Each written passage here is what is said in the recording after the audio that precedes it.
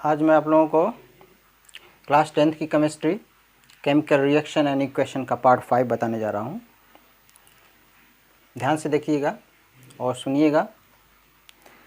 तो to make equation more informative, equation को more informative बनाने के लिए हम क्या करेंगे, इक्वेशन को किस तरह से हम मोर इन्फॉर्मेटिव बनाएंगे। मोर इन्फॉर्मेटिव का मतलब ये हुआ कि उस इक्वेशन से हम अधिक से अधिक जानकारी, अधिक से अधिक इन्फॉर्मेशन कैसे ले सकते हैं।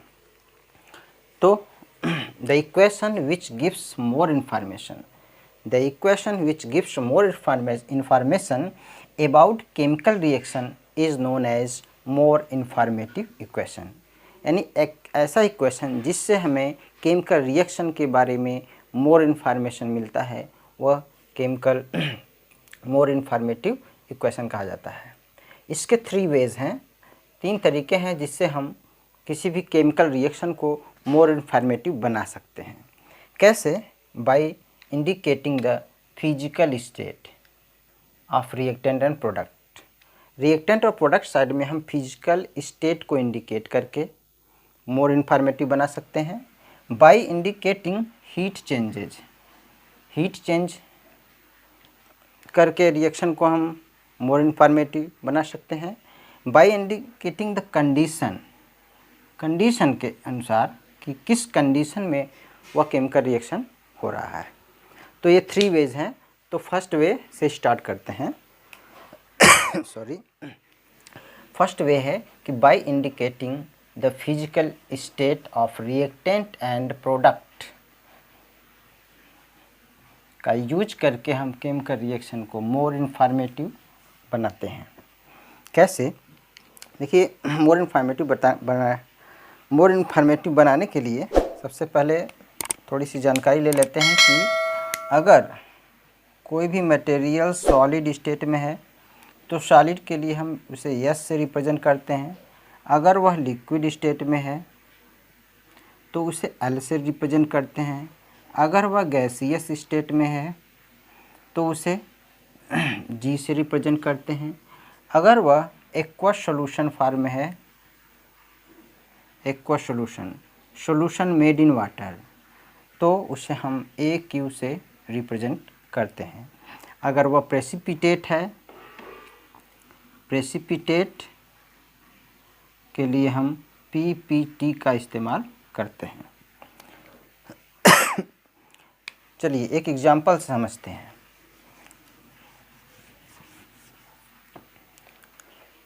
जैसे एग्जाम्पल है Zn zinc plus sulphuric acid equal to ZnSO4 plus H2। when zinc granules react with sulfuric acid to form the zinc sulfate and hydrogen gas। अगर हम इस केमिकल रिएक्शन को देखें तो इस केमिकल रिएक्शन से हमें कोई इन्फॉर्मेशन नहीं मिलता है, बस केवल इतना ही इन्फॉर्मेशन मिल रहा है कि zinc react with sulphuric acid to form the zinc sulphate and hydrogen gas. अगर हम इसको इस फॉर्म में राइट करें, Zn सॉलिड है, इसको हम S से रिप्रेजेंट करें। H2SO4 एक्वा सॉल्यूशन में है और इसी के सामने हम एक AQ राइट करते हैं और ये भी ZnSO4 जिंक सल्फेट, ये भी एक्वा सॉल्यूशन है। तो एक्वा सॉल्यूशन है तो AQ राइट करते हैं और ये गैस है, यहाँ पर G राइट कर देते हैं। अब इस न्यू जो इक्वेशन है, केमिकल रिएक्शन है, इससे हमें मोर इन्फॉर्मेशन मिल रहा है। यानी इन द एबव रिएक्शन, इसको हम ऐसा राइट कर सकते हैं, in the above reaction so that zinc is the solid state, zinc is the solid state, sulfuric acid is the in the aqueous solution, zinc sulfate is the aqueous solution and hydrogen is the gaseous form। तो इस reaction से यानी जो यहाँ पर हम indicate किए हैं यस, AQ और G, जो कि फिजिकल स्टेट है, 3 स्टेट होता है सॉलिड लिक्विड गैस। तो यहाँ पर हम सॉलिड लिक्विड गैस को भी फिजिकल स्टेट का इंडिकेट करके मोर इन्फॉर्मेशन हम इस केमिकल रिएक्शन से मुझे मिल रहा है कि कौन सा एलिमेंट या कौन सा कंपाउंड किस स्टेट में है, सॉलिड स्टेट में है या लिक्विड स्टेट में है या गैसियस स्टेट में है या एक्वस सॉल्यूशन में है। जैसे दूसरा example,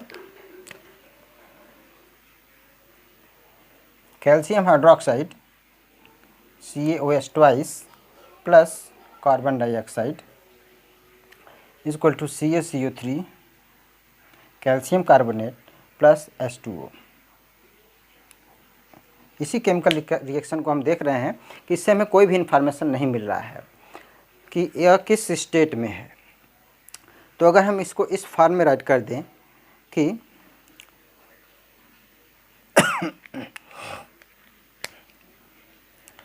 CaOH twice plus CO2 equal to CaCO3 plus H2O। अगर हम इसको ऐसे राइट करें, AQ CO2 गैस है, G CaCO3 ये वाइट प्रेसिपिटेट है, वाइट PPT, एंड ये H2O वाटर लिक्विड स्टेट में है। वही केमिकल रिएक्शन ये है, यही केमिकल रिएक्शन सेम है दोनों, लेकिन इस रिएक्शन से हमें कोई इन्फॉर्मेशन नहीं मिल रहा है, लेकिन इस रिएक्शन से हमें इन्फॉर्मेशन मिल रहा है क्योंकि यहाँ पर हम फिजिकल स्टेट इंडिकेट कर दिए हैं कि ये कैल्शियम हाइड्रोक्साइड जो है वो एक्वस सॉल्यूशन है, कार्बन डाइऑक्साइड गैसियस फॉर्म में है और CaCO3 वाइट प्रेसिपिटेट फॉर्म के रूप में है, यानी इनसॉल्युबल सब्सटेंस है, इनसॉल्युबल सॉलिड है, और H2O लिक्विड स्टेट में है। तो इस फिजिकल स्टेट इंडिकेट करने से हमें इस रिएक्शन से अधिक इन्फॉर्मेशन मिल रहा है। सेकंड है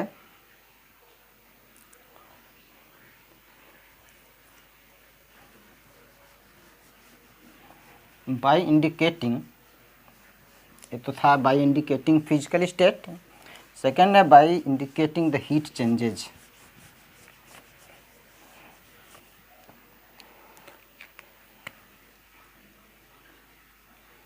by indicating heat changes.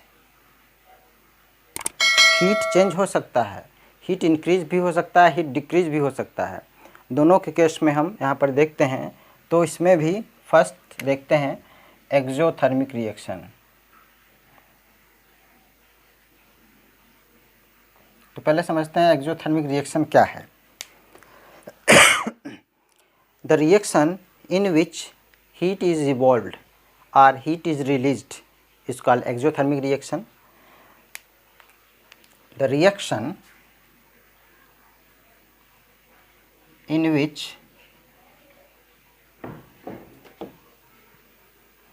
heat is evolved or released is called exothermic reaction.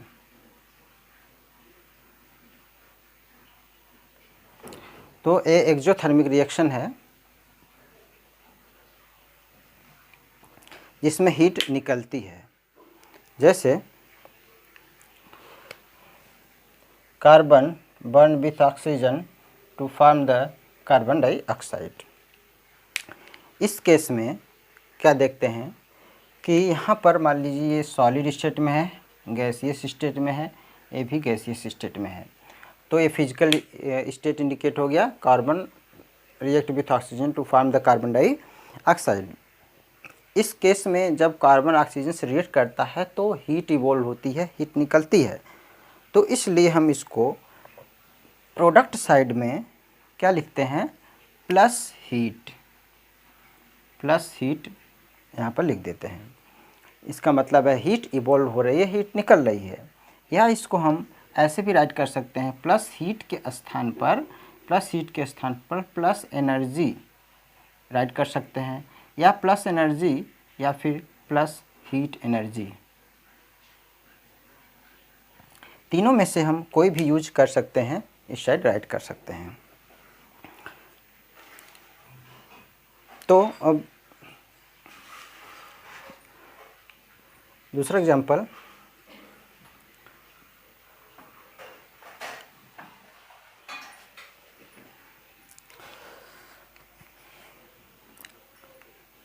इसको हम इस फॉर्म में भी राइट कर सकते हैं, जैसे C plus O2 equal to CO2। यहाँ पर जो हीट हम प्रोडक्ट साइड में प्लस हीट राइट किए हैं, वो हम अगर रिएक्टेंट साइड में राइट करना चाहते हैं तो माइनस हीट का इस्तेमाल कर सकते हैं।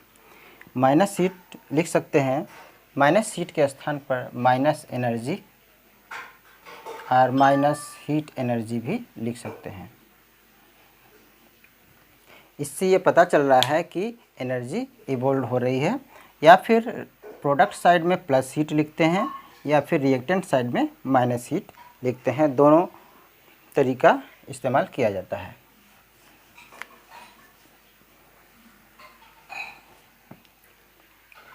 Respiration is an exothermic reaction. Respiration is an exothermic reaction. ये एक एक्जोथर्मिक रिएक्शन है क्योंकि इस रिस्पिरेशन में एनर्जी इवॉल्व होती है। एग्जाम्पल के रूप में C6H12O6 plus 6O2 equal to C6CO2 plus 6H2O। इसका हम फिजिकल स्टेट भी राइट कर सकते हैं, जैसे ये ग्लूकोज है, एक्वस सॉल्यूशन के रूप में है, ऑक्सीजन गैसियस फॉर्म में है और कार्बन डाइऑक्साइड भी गैसियस फॉर्म में है, H2O लिक्विड स्टेट में है। तो इसमें रिस्पिरेशन एक्सोथर्मिक रिएक्शन है, इसलिए इसको हम प्लस हीट राइट करते हैं या प्लस एनर्जी राइट करते हैं प्रोडक्ट साइड में, या माइनस यूज करेंगे तो रिएक्टेंट साइड में यूज करेंगे। नेक्स्ट एग्जांपल है magnesium burn with oxygen to form the magnesium oxide. तो यहाँ पर मैग्नीशियम अगर बर्न होता है तो ऑक्सीजन से रिएक्ट करके मैग्नीशियम ऑक्साइड बनाता है और इसमें भी हीट निकलती है, इसलिए इसको भी हम इंडिकेट कर देते हैं माइनस हीट।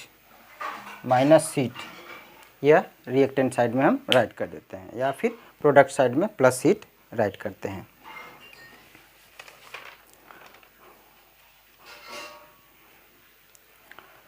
एक्सोथर्मिक रिएक्शन हो गया। अब इंडोथर्मिक रिएक्शन।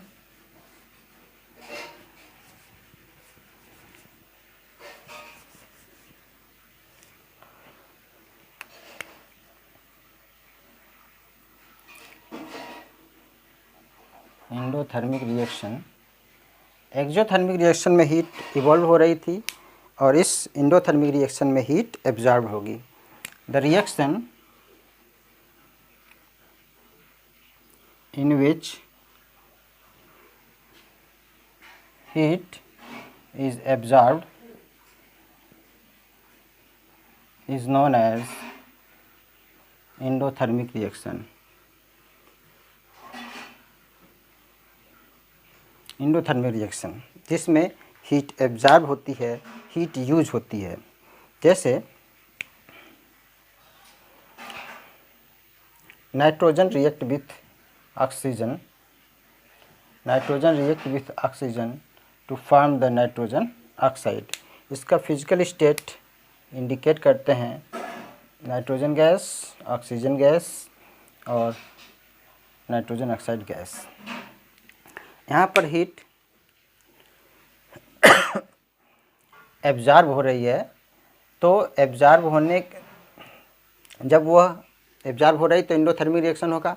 एक्सोथर्मिक रिएक्शन में हम रिएक्टेंट साइड में प्लस हीट राइट करते थे, लेकिन इंडोथर्मिक रिएक्शन में अगर हमें प्रोडक्ट साइड में ही राइट करना है तो माइनस हीट राइट करेंगे।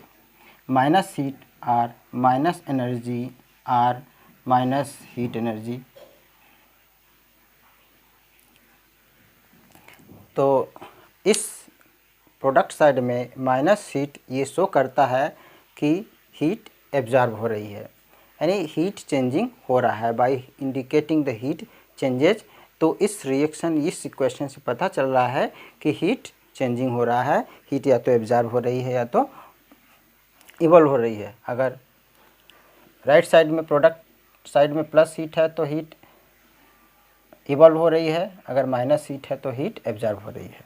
इसको हम इस ऐसे भी राइट कर सकते हैं।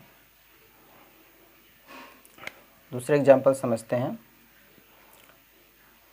Calcium carbonate CaCO3 plus CaO plus CO2। Calcium carbonate break down होकर कैल्शियम ऑक्साइड बनाता है और कार्बोनेट गैस इवॉल्व होती है।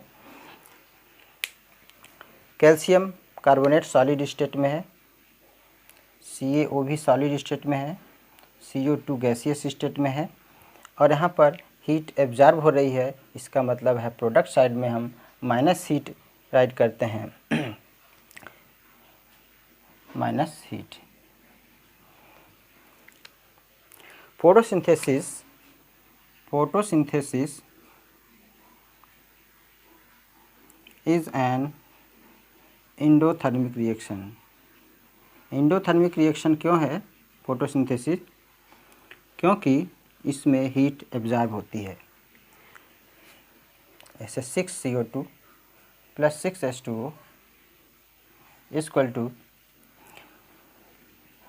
C6H12O6 plus 6O2।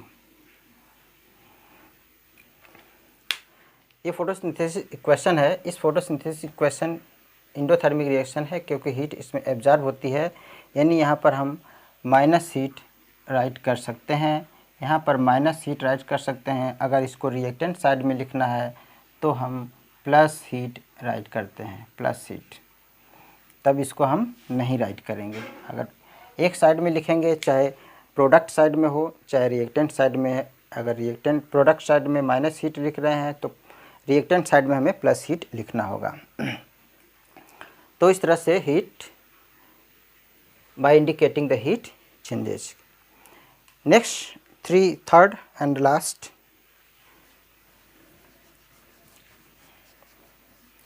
क्वेश्चन को मोर इंफॉर्मेटिव बनाने के लिए ये 3 वेज है, जिसमें से थर्ड वे है by indicating the condition. By indicating the condition under which reaction take place। इसमें हमें यह देखना है कि कंडीशन, किस कंडीशन में केमिकल रिएक्शन वर्क कर रहा है। जैसे पोटेशियम क्लोरेट है, 2KClO3 equal to 2KCl plus 3O2। ये गैसियस फॉर्म में है, 2KCl सॉलिड फॉर्म में है और 2KClO3 सॉलिड फॉर्म में है। पोटेशियम क्लोरेट, यह है पोटेशियम क्लोरेट, यह है पोटेशियम क्लोराइड।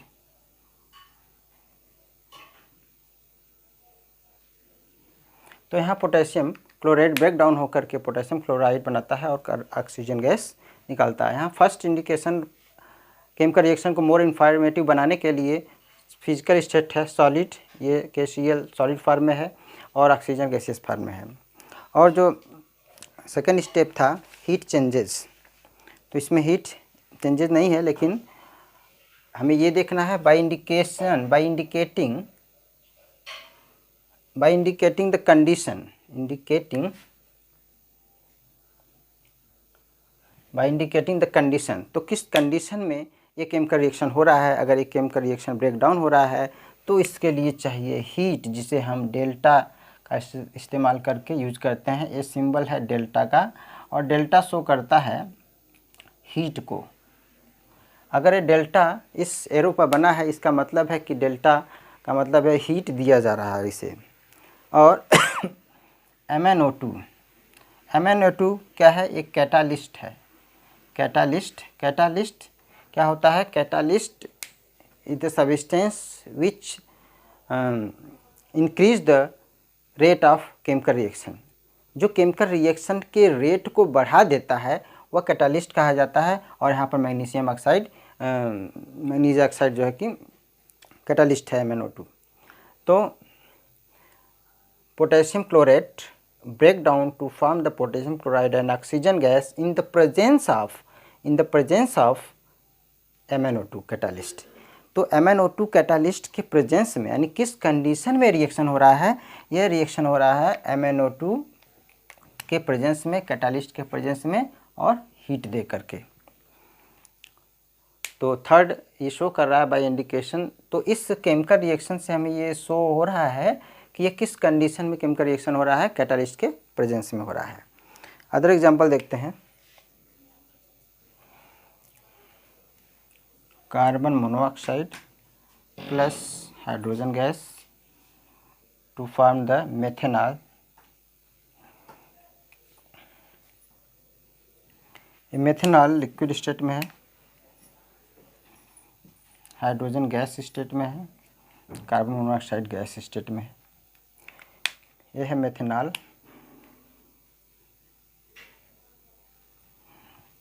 अब इस रिएक्शन से तो हमें पता नहीं चल रहा है कि कंडीशन क्या है, लेकिन कंडीशन जब यहाँ दिया जाएगा तो पता चल जाएगा। कंडीशन क्या है? 300 atmospheric pressure, 300 degree Celsius atmospheric pressure 300 है, और 300 डिग्री सेल्सियस पर 300 डिग्री सेल्सियस और 300 डिग्री एटमॉस्फेरिक प्रेशर पर जिंक ऑक्साइड और क्रोमियम ऑक्साइड के प्रेजेंस में। तो इसमें जिंक ऑक्साइड और क्रोमियम ऑक्साइड एक कैटालिस्ट है। तो ये रिएक्शन जो हो रहा है कि जिंक किस कंडीशन में हो रहा है? बाय इंडिकेटिंग द कंडीशन, किस कंडीशन में हो रहा है? 300 एटमॉस्फेरिक प्रेशर, हाई प्रेशर दिया जा रहा है, और high temperature and 300 degree temperature दिया जा रहा है, और जिंक ऑक्साइड और क्रोमियम ऑक्साइड के प्रेजेंस में कार्बन मोनोऑक्साइड हाइड्रोजन से रिएक्ट करके मेथेनॉल बना रहा है। तो कंडीशन यहाँ पर यही पर है कि 300 एटमॉस्फेरिक प्रेशर है और 300 डिग्री सेल्सियस टेम्परेचर है, और कैटालिस्ट के रूप में जिंक ऑक्साइड और क्रोमियम ऑक्साइड है। नेक्स्ट जो फिजिकल फोटोसिंथेसिस है, फोटोसिंथेसिस भी इसका एग्जांपल है। 6CO2 plus 6H2O equal to C6H12O6 plus 6O2। यहाँ पर कार्बन डाइऑक्साइड गैसियस फॉर्म में है, H2O लिक्विड फॉर्म में है, L से रिप्रेजेंट कर देते हैं।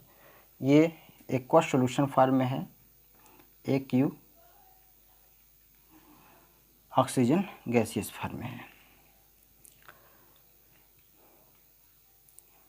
और यहाँ पर जो फोटोसिंथेसिस है, फोटोसिंथेसिस में हीट एब्जॉर्ब हो रही है, इसलिए यहाँ पर हम माइनस हीट का यूज करेंगे। किस कंडीशन में हो रही है? सनलाइट के प्रेजेंस में और क्लोरोफिल के प्रेजेंस में। तो ये फोटोसिंथेसिस इक्वेशन भी शो कर रहा है फिजिकल इंडिकेशन। ये तीनों इंडिकेशन शो कर रहा है। कौन कौन सा indication? By indicating the physical state of reactant and product. Physical state क्या है? कार्बन डाइऑक्साइड गैसियस फॉर्म में है, H2O लिक्विड फॉर्म में है, ग्लूकोज एक्वस सॉल्यूशन में है, ऑक्सीजन गैसियस फॉर्म में है। सेकेंड है by indicating heat changes. Heat changes हो रहा है, यहाँ पर एनर्जी एब्जॉर्ब हो रही है, यानी कि एंडोथर्मिक रिएक्शन हो रहा है, इसलिए माइनस हीट ऐड किया गया है प्रोडक्ट साइड में। और थर्ड कंडीशन है by indicating the condition under which reaction take place. तो इस यह किस कंडीशन में रिएक्शन हो रहा है? सनलाइट के प्रेजेंस में और क्लोरोफिल के प्रेजेंस में। बाकी नेक्स्ट वीडियो में